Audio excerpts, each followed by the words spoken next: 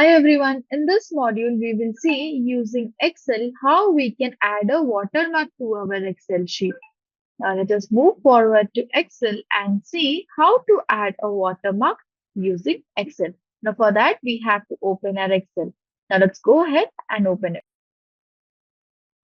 Now I have this blank Excel sheet with me, and using this Excel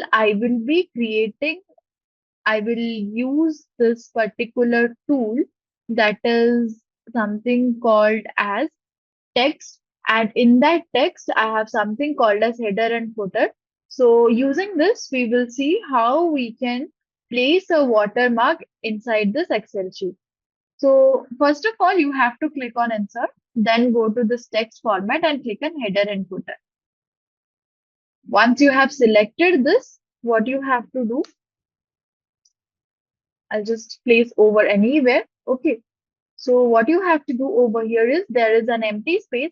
Click on that cell and then go to picture. As the watermark is in a picture format, I will click on this picture, and there will be total three ways to insert a picture. The first one is from your local PC. Third one is from the cloud.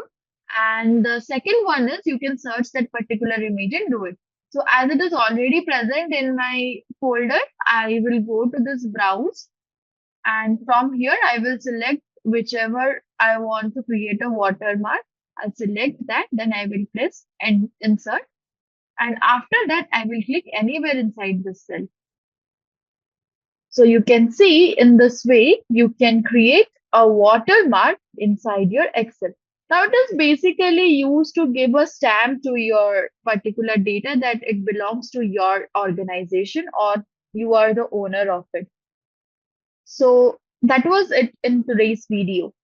Thank you, and we will see in the next lecture.